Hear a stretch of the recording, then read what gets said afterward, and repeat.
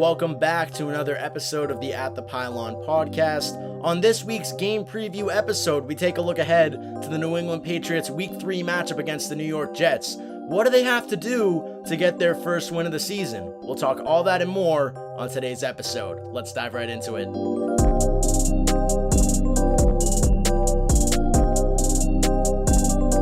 And welcome back, everybody, to another episode of the At the Pylon podcast. My name is Nick Antonakas, I'm your host, and a lot to talk about this week. Patriots going into a must-win game this Sunday against the New York Jets. Now that both I and the entire NFL fan base and analyst teams have had time to let this Miami Dolphins game from Sunday Night Football marinate, the supposed notion around the league right now is that the Patriots suck. Now, do I agree with that? Absolutely not. I'll get into it, but where exactly are these claims coming from? First off, NFL Power Rankings listed the New England Patriots as 25th out of 32 on this week's Power Rankings. And a quote from Eric Edholm, who wrote this week's rankings, he said, quote, "They could be 2-0. They could be 2-0 narrative would seem odd to me. Is a team with a piecemeal offensive line and a penchant for falling into double-digit holes worthy of such respect? Sure, we're only 2 games into the season, but how has this been any different from the past few campaigns in New England?" Now, saying that everybody is overreacting, I think, is an understatement. Were those 2 first games for the New England Patriots anything that both fans and analysts of the team wanted to see? Were they something that the New England Patriots themselves wanted to see? Absolutely not. No excuse necessary for that performance in those 2 games. But people need to realize that last year's offense was just so atrocious that it wasn't even funny. So it really hurts me inside when people just start comparing this team to last year's team. And God forbid, this statement is so broad, you could be comparing it to 2020 for God forbid, with Cam Newton at the helm, which is just something that I would never consider doing. The fact of the matter is, the New England Patriots passing offense has been totally revitalized this season, something that they did not have last year. Sure, they could run the ball better last year, but that's just because our offensive line hasn't pieced together yet. But the play calling, the passing game as a whole, incorporating our weapons, has totally changed. Not only that, but our defense, which has been good throughout the entire tenure that Brady's been gone, I think it's been solid and it's only gotten better year after year. In saying that, this year's defense, I believe, is the best, and I've said this before, since Tom Brady left. So comparing this team to previous Patriots teams over the past couple of years, I think, is ludicrous. Now, when we go over the fact that the Patriots have kind of faced off against some extremely tough teams here in this beginning of the season, reigning NFC champs in the Philadelphia Eagles, debatably a top 5 team in the NFL, and the Miami Dolphins. This is a team, the Miami Dolphins at least, are a team that have changed completely over the last 20 years. Patriots fans are accustomed to pounding the Dolphins every time that we face them, just because of the way that we've been bred into every game that we face off against Miami over these past 20-somewhat years with Brady and even the past couple of years. But this year's Miami Dolphins team is different. And sure, the Patriots made a lot of mistakes in both of those games. Both were winnable games. But any team that's not a superstar team, which I don't think the Patriots are a superstar team, any team that's not a superstar team is going to make mistakes, sure. And against really good teams, they're going to bite you. Do the Patriots have plenty of time to improve? Of course. We've had 2 games into the season. Do I think that the Patriots can become a superstar team? Maybe. But do I think they're a bad team? Absolutely not. Do I think they're a good team? Yes. Just to kind of clarify my stance on that, I don't think they're mediocre. I think they're good. But when you look to the rest of the league's take, my one message would be, it's not time to hit the panic button yet. And when I was listening to Tom Curran's Patriots Talk podcast on my ride home from school this past Tuesday, Tom pitched a very interesting question to Phil Perry. He said, is this team a good offensive line away from going on a run? And in my car, I just started screaming. I mean, we were in dead traffic, so people were looking over to me in the cars beside me. I was like, yes, that was like a light bulb moment. This team is a good offensive line away from going on a run. Because if you take away the aspects that the offensive line limited in these past 2 games, first off, the run game opens up. With the run game opening up, you have a totally different offense that teams are facing off. It's almost like teams are daring the Patriots to run the ball right now because they know it's not going to go anywhere because their middle offensive linemen their interior offensive linemen, are just not there right now. So opening up the run game just adds a completely different dynamic to this offense. Additionally, Mac Jones will have more than 2 or 3 seconds to throw. He's one of the biggest pressured quarterbacks in the league right now. He's been through it these first 2 weeks. Although it doesn't rank up on the sack sheet as much as it should because he's been pressured a whole lot over these first 2 games, it's still pretty evident in watching the games that you can tell that, okay, this guy's getting chased around the field left and right by defensive linemen. Not only that, but my last point before we bring in our analyst Chandler Betts to discuss this week's game against the Jets is the Pats are hungry. What should seem like a team that's very demoralized after going down in very deep holes in their first 2 games and having to claw their way back just to lose in the end. Off a Kayshon Boutte missed toe touch and a Cole Strange missed first down, which was a first down, by the way, but that's besides the point. The game's over. They're hungry. Juju Smith-Schuster said after practice yesterday on Wednesday, he said, quote, "We're hungry for a W. We've put in so much hard work these past 2 weeks, and that we're close is kind of annoying. We want to put good stuff on film and get a win." So this moral victory shtick that everybody's been talking about, because you can say that week 1 was a moral victory. Week 2 was not that because they didn't capitalize on anything that they improved on in week 1. It seems like the team themselves have moved past this notion of the moral victories. They're tired of it. So if they can draw their focus to pulling the good aspects out of those games that we saw, not as much the Miami game, that was a little bit more ugly, but the Philadelphia game, if you can take that second half against Philadelphia and apply it to your team, I believe that this is a fringe top 10 team in the NFL. Fringe. Maybe top 12. But they're close. And Matt Judon, earlier in the week, was talking on it. He said that this team knows what they need to do. It seems that the New England Patriots have it all figured out behind the scenes. Now, where's the proof? It's going to have to come this Sunday against the New York Jets. And to talk more about that, let's bring in our analyst, Chandler Betts.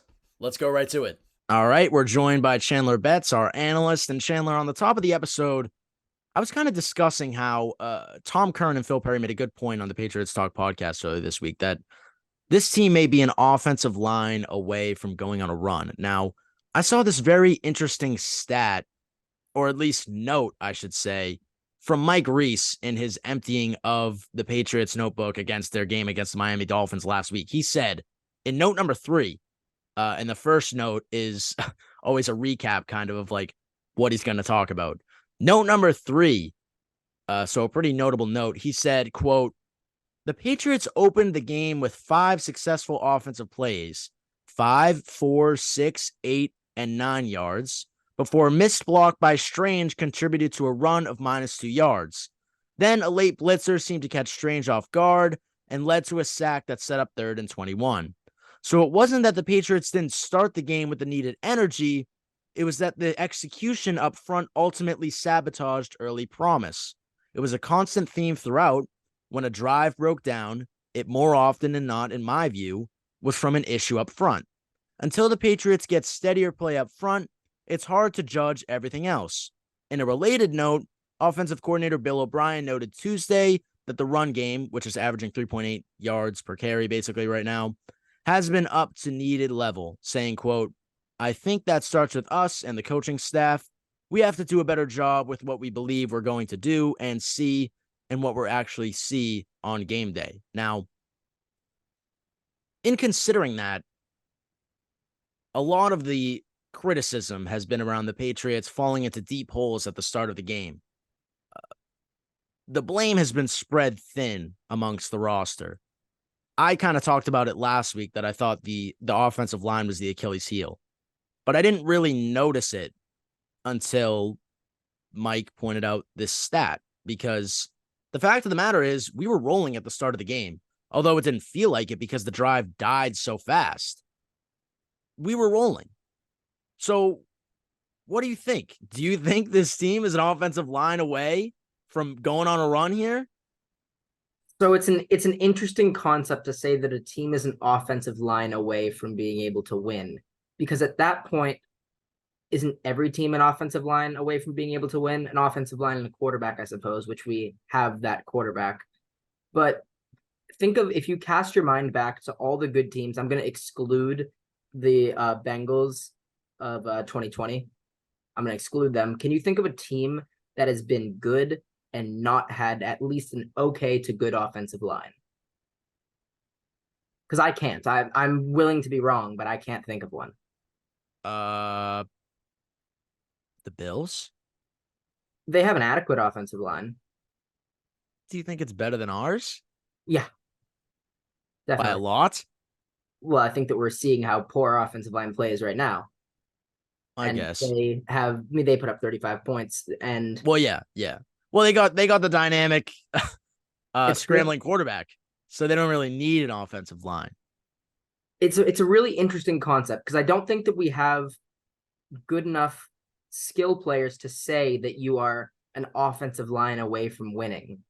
Because if you're an offensive line away from winning, that would mean that if you have one extra second generally, which is a big swing. Let's say 2/3 of an extra second. That's a little bit more realistic. If you have that much extra time, then you're going to get 8 yards every play, which is a really interesting concept, which is what Reese said. And I love the idea of getting, if you get 4 yards every play in the NFL, you score every drive. You don't need a bunch of chunk plays. Chunk plays are important because it keeps the defense honest, but you theoretically don't need it. So if a Oh, quarterback had all the time in the world, of course you can always get those 4 yards. But I just think that it's an irrelevant point to say that you're an offensive line away when every team can be an offensive line away. well, think about it. Hold on, because the Patriots, at least their vocal point of their offense, at least before this year started, you and I both thought was Ramondre Stevenson in the running game. Mm-hmm. Now, taking the offensive line away from, I mean, they don't even need an elite offensive line. They just need an adequate one that can allow the run game to develop. I think that's part of why they've stuttered, at least in these first couple of games. But another aspect of it is momentum, because so fast we can see the Patriots just die out in a drive that Yeah. we all just kind of thought that, like, the first 2 quarters of this game against the Dolphins were like, oh God, this is just another classic example of the Patriots not being able to get going. But I think that sits in the root of the offensive line. Now, I think this is a good question to pose, because a lot of people are saying that it's a health issue. You know, the guys are injured. Uh, we saw basically, and you pointed this out last episode on Monday, we saw basically a completely healthy offensive line besides Trent Brown. Do you think it's an issue of guys are playing hurt, or is it just overall coordination between them? Because if we start getting into a coaching problem with the offensive line, that's when we got to start sounding the sirens, because that's a serious problem. Yes.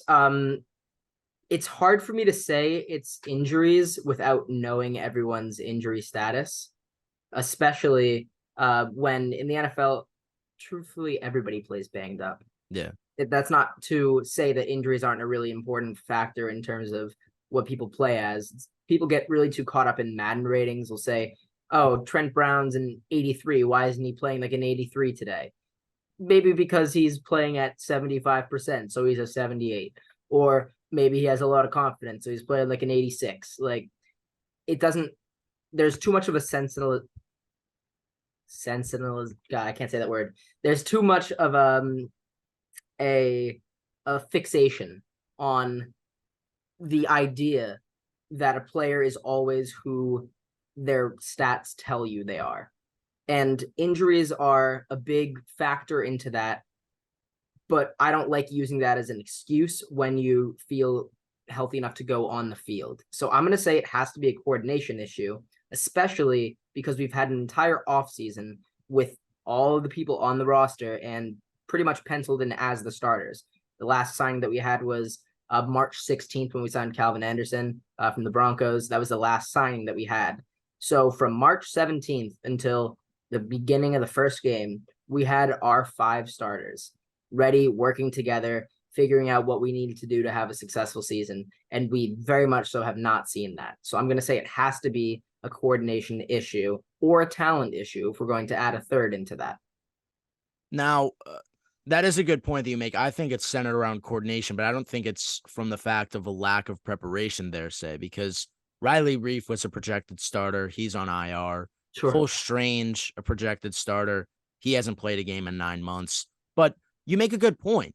These guys were at practice. They were going through walkthroughs. Sure, they weren't busting 100% in practice, but they should have been getting an idea of what the offensive line was going to play like, how they were going to play with everybody else, etc. Now, you could take away the point of, sure, we haven't seen that full-on offensive line too much this year. We didn't see it in the preseason. We didn't see it in the first game of the season. We didn't even see it last game.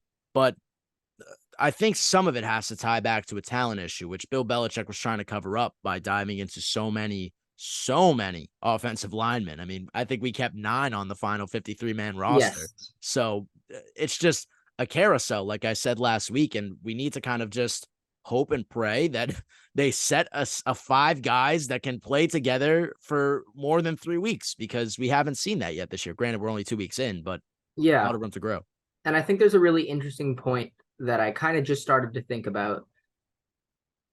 If we notice that we start to score towards the end of games, do we think that that has to do with the defense of the other team thinking that they can rush with only 3 and get pressure, sit off, allowing us to get those 6 yards, those 8 yards, those 9, 10, 11-yard plays? Do we think that that has to do with us making great adjustments or the defense playing more conservative, allowing us to come back into the game? I think it's a fatigue issue personally, because we saw For that other the teams? Patriots, the other teams, because the Patriots have been pushing That's true. no huddle. We did it in the first half last game. We were doing it throughout the second half, because I think Bill O'Brien is recognizing, okay, my offensive line sucks. Like, I just got to hope that they get tired and they can't push me anymore. And like you said, I think that's part of the response from the defense. Like, okay, our guys up front are tired. Let's fall back a little bit. Sure, they can get these 6, 7-yard plays, but we can't let them go deep and start scoring on us. But bend don't break. then again, that ties back to the idea, if we just had an offensive line, dude, we could get these plays and work downfield and start scoring at the beginning of the game.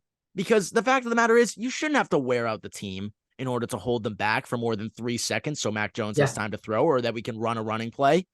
That's the part that I really am ashamed in. But speaking about injuries, I guess, the injury report, although practice is at 1:15 today, we're recording this, is about noon right now, so we're still about an hour out. Mike Reese tweeted out about 5 hours ago. He said that Marcus Jones with a shoulder injury will not practice, and Jonathan Jones with an ankle injury is limited. We saw last game our cornerback corpse go south fast. How much of an impact are injuries going to have this week against the New York Jets? Well, it has to be a big one. We're not going against quite the wide receiver core that we did just go against, though I think that Lazard doesn't get quite enough credit anymore. He is a little older, same with Randall Cobb. It's a deep room, and I really want to highlight Garrett Wilson versus Christian Gonzalez. I hope that's the matchup. I hope that's the one-on-one for the whole game, because that has the potential to be a generational rivalry for the next 10 years. That is arguably the best young wide receiver in the league, not considering Jamar Chase and Justin Jefferson, I guess, young anymore, even though they still are, with room to grow, wide receiver in the league. And then definitely, in my opinion, the best rookie cornerback. And we're going to get that twice a year. And that's really exciting. I am a little bit worried about an Allen Lazard going up and just catching the ball over a 5'7" Miles Bryant. I don't love that, but I suppose we'll see how that's going to have to work out because we Let me don't have that many options left. let me I'm out. pose He's this. 5'9". He's 5'9", I think. Oh, Bryant, yeah. I think That's so. somewhere around there. He's short, regardless. But to kind of pose that question to you, is Alan Lazard going to be catching the ball over Miles Bryant with Zach Wilson at the helm? Should we be afraid of the New York Jets? Because this is a totally different team than what people were expecting them to be at the start of the year before Aaron Rodgers got injured in the first 5 seconds of his game against the Bills.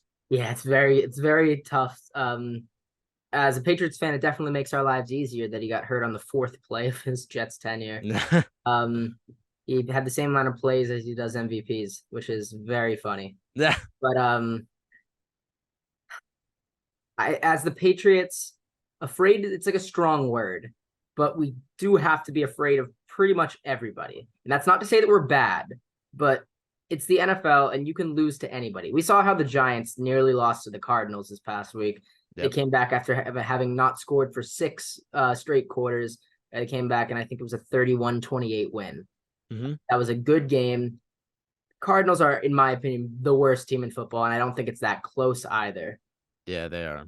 And I think that we're better than the Giants, but I also think that the Jets are way better than the Cardinals. Oh, for sure. Like I was talking about, Garrett Wilson, Gonzo is going to be a great matchup. I might not even watch Zach Wilson at all. I might just follow Garrett Wilson the whole game. Brees Hall is arguably the best or second best running back we're going to go against this year. You can argue against him and Austin Eckler, depending on how their offensive line looks, how they actually play. We'll see. And the person that I'm the most scared of ties into our offensive line. It's Quinnen Williams. Quinnen Williams is going to Oh, give me night terrors for the next 3 days. That man is terrifying, and he can just completely wreck this game. He could make this game completely irrelevant. This could be a 14-10 game. I'm not saying that's what it's going to be, but it very well could be that. yeah. We Uh, saw last year it was a 10-3 final in the second meeting between the teams. Only touchdown came exactly. from Marcus Jones with a Yeah. punt return the final Yep. seconds. But you were a big Zach Wilson fan I was going just into about the to say that. draft. Yeah. Like, what's the word with him? I mean, if anybody studied him, it's you. I don't really know anything about Zach Wilson before he was drafted to the New York Jets. And since he's been there, it's been a crapshoot, to say the least. He looked so good coming out of college. I fully drank the Kool-Aid. He still has a very strong arm. Um, but at the end of the day, I don't know if I know, I guess we do know that he wasn't ready to be a starting quarterback in the NFL. He's a very toolsy player. There's still very much so is a player in there. You'll see he'll probably make, I don't know, 2 good throws in this game, and they'll be good throws, but he'll probably also make 6 really, what are you doing kind of decisions. Mm-hmm. And I think the best thing for him, for his career, would have been to sit behind Rodgers for the next 2-3 years. Yeah. Because if he did that, I think that there really is a, I don't want to say top 15, like a top 20 quarterback in there. Just gonna If say, he calm gets, down. if he gets 2 years of sitting behind arguably the third or fourth best quarterback of all time, if you get that time to sit behind somebody who has a similar play style to him in terms of a quarterback with a really strong arm, is willing to move around, and extend plays. That's something that I very much so saw and kind of do still see in him. But he makes too many questionable decisions, especially, and he's not getting any credit from his offensive line. Now, we can talk about how bad our offensive line is. Their offensive line is 32nd in the league for pass block win rate and 19th Oh, in the league for run block win rate. Dwayne Brown, who is their left tackle, is 68th out of 68 qualified tackles in PFF. And Mekhi Becton, their first round pick, who everyone was like, this guy's a physical freak because he ran like a 4.7 as like a 350-pound player. It's really impressive. But he's 63rd out of 68. jeez. Connor McGovern, their center, 32nd out of 32 centers. Lakin Thomas, one of their guards, 66th out of 69 guards. This offensive line is worse than our offensive line, and that really says a lot. So Zach Wilson's not getting any favors done for him, but he also doesn't do himself many favors. So in terms of him, Zach Wilson, that guy wearing number 2, I'm not really scared of him, but I am scared of a football team that goes on the field against the Patriots. Yeah, and I think that's kind of the mentality that the Pats have to hold right now. Being 0-2, it's the first time they're 0-2 since 2001. Granted, we did win the Super Bowl that year. Not trying to get anybody's hopes up, but we did Run, we did win the Super Bowl in 2001. But book the I ticket. think I think this is a lot different of a team that of at least from a New England Patriots standpoint than what the Jets played last year. And on paper, I think the Jets are a very similar team to the team that we played last year. Of course, without Rodgers, they added guys like Alan Lazard on offense, but uh, I just don't think that that's going to be enough. Like you said, with Zach Wilson at the helm and that terrible offensive line, how are you going to get the ball out to these dynamic quote unquote dynamic wide receivers? But True. one thing to kind of take away from this is the Patriots and the Jets are in a very similar circumstance right now. Of course, the Patriots are probably in a better circumstance than the Jets. Don't get me wrong. Mac Yeah. Jones is a much better, much more competent quarterback than Zach Wilson.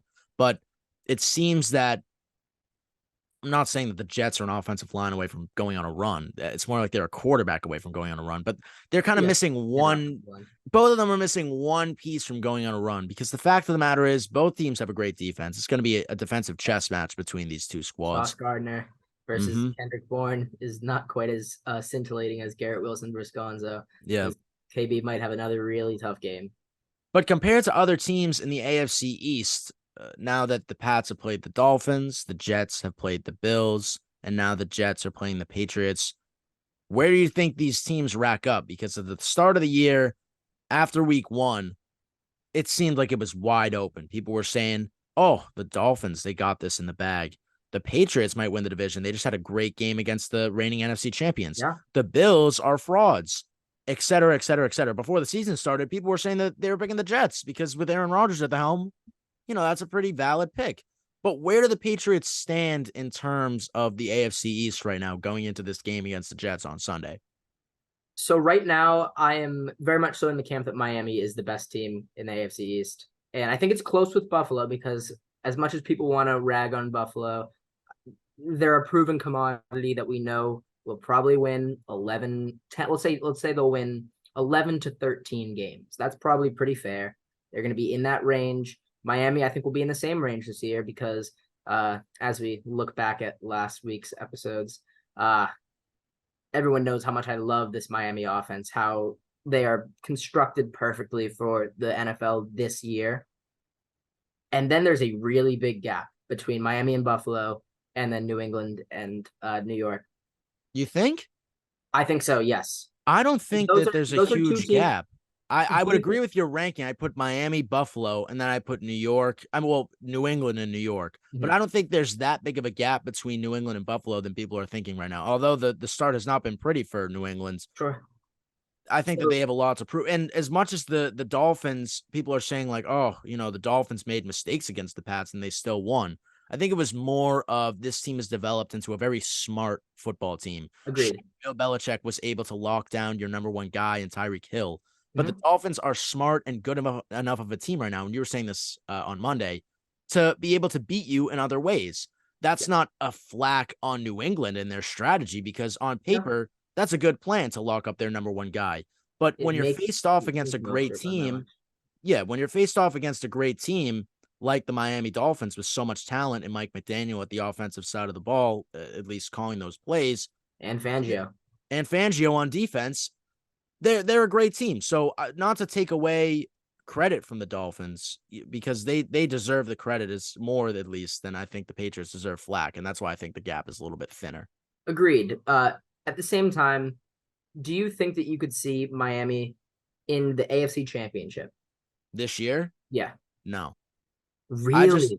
I just don't know if Tua's ready for playoff ball. That's the thing. Wow. That's We interesting. haven't. Okay, so I personally, I mean, I got Chiefs on one side, but personally, I mean, you might take me to court for this, but like, don't you if dare the say Pats, Baltimore. Don't you if dare the say Baltimore. if no, if the Pats and the Dolphins both make it to the playoffs, I'm not saying it's impossible that the Pats, I mean the Dolphins don't make the AFC Championship, but right now, it's gonna hurt me to say this a little bit, but I think that the Pats might have a better chance of being in for Oh, the Nick. AFC Championship than the Nick. Dolphins because look. The Dolphins are a very talented team, but they have no playoff experience.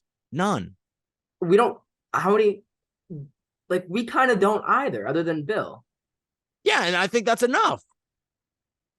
I mean, Mike McDaniel has also made it to a Super Bowl as an offensive coordinator.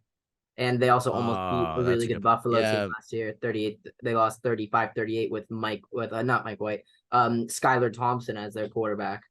So that yeah. Miami I'm gonna team. revoke that. Actually, I'm gonna Yeah. revoke Okay. that. Okay. I'm gonna Good. revoke Good. that.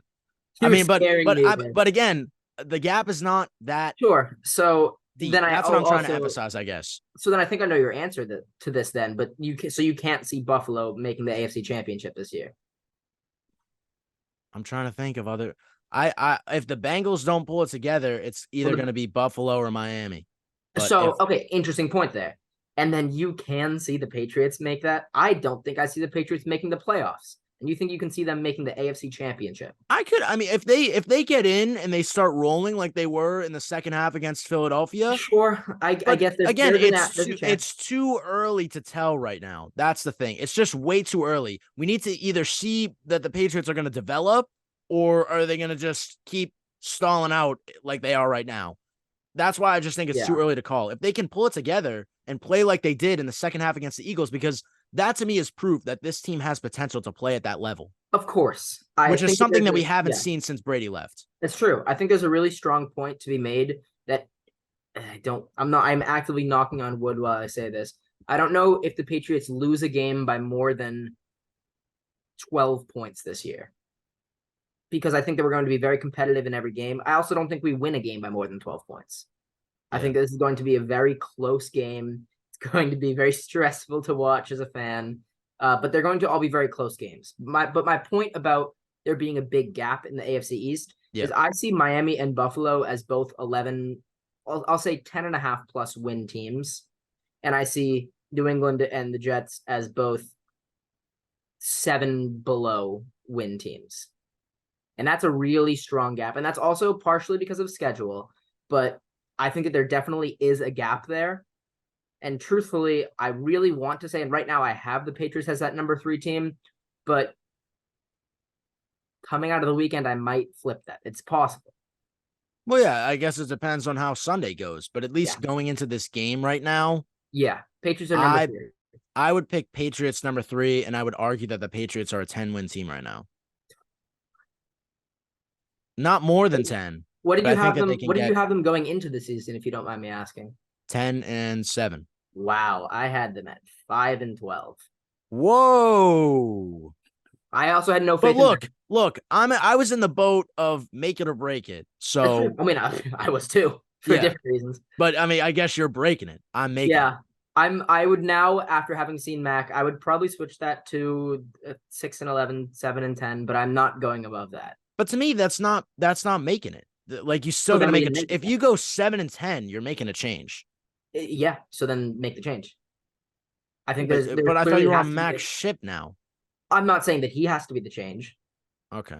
but there should be a change, whether that be getting a better offensive line, spend some money in the offseason. I haven't looked at who's going to be a free agent. I know that there's a really elite tackle coming out of Penn State this year. That could be a first round pick. Brock Bowers could be a great selection there. There needs to be a talent injection in this team. And if you call that a change, then there needs to be a change.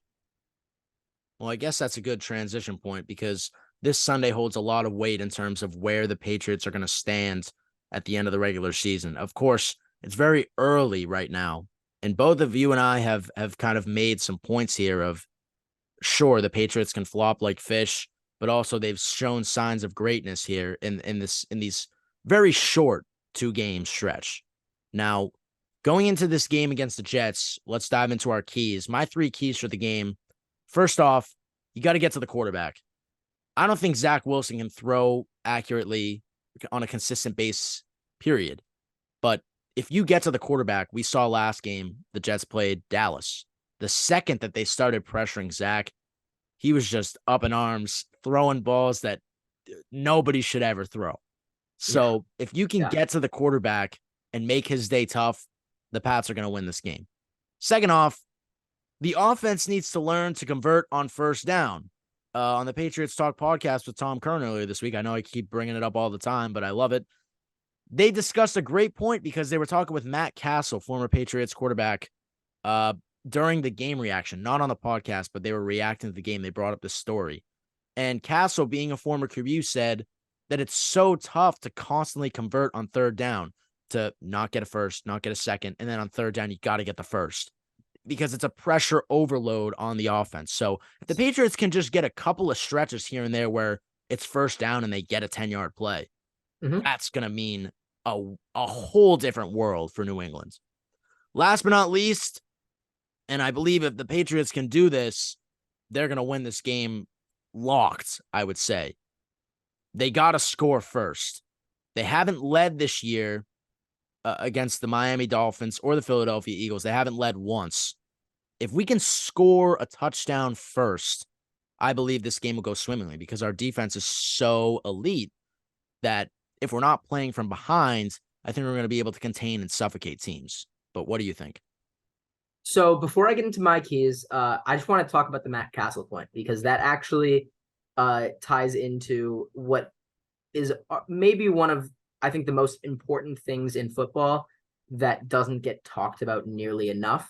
And it's not first down, it's second down. I think that second down is the most important down in all of football. And I've never heard anyone else say that. That's just me. Because the difference between 3rd and 8 and 3rd and 3 is there is literally, if you look at somebody, highly recommend if you're interested, go look up like a NFL coach's play call sheet. They have entire sections, 3rd and short, 3rd and medium, 3rd and long, 3rd and extra long. You have all of those on a play sheet. The difference, if you can get 4 yards even on second down, you can miss first down. You can go 1st and 10 to 2nd and 10. If you can go 2nd and 10 to 3rd and 4, the difference between that and 3rd and 10 is an entire sleeve of your play sheet. So I think that's an excellent point to be made. Second down, that's a little bit of a tirade from me. But what about your keys? To my keys. First one, win the trenches. Now, it's similar to yours, but mine isn't just about getting Zach Wilson. It's about neutralizing Breece Hall, because I think that Zach Wilson's, truthfully, now that I say this, he's probably going to throw for 400 yards and 3 tuds. But I think that Zach Wilson's probably going to neutralize himself, again, knocking on wood. If we can stop Breece Hall from getting 131 yards like Mostert did, I think that we have a pretty good chance. Second one, don't get lost in the sauce. Obviously talking about Sauce Gardner. Just maybe even don't look his way.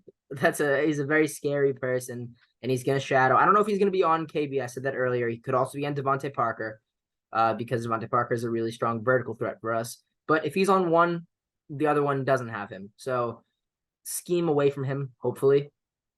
And the third one, special teams. We saw how important special teams was when we placed them last year with the Marcus Jones punt return touchdown.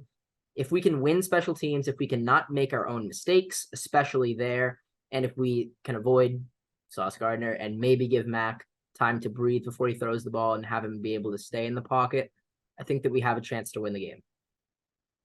Great 3 keys, Chandler. I definitely agree with those there, but the time that everybody's been waiting for, the score predictions. Now, let me pull up last week.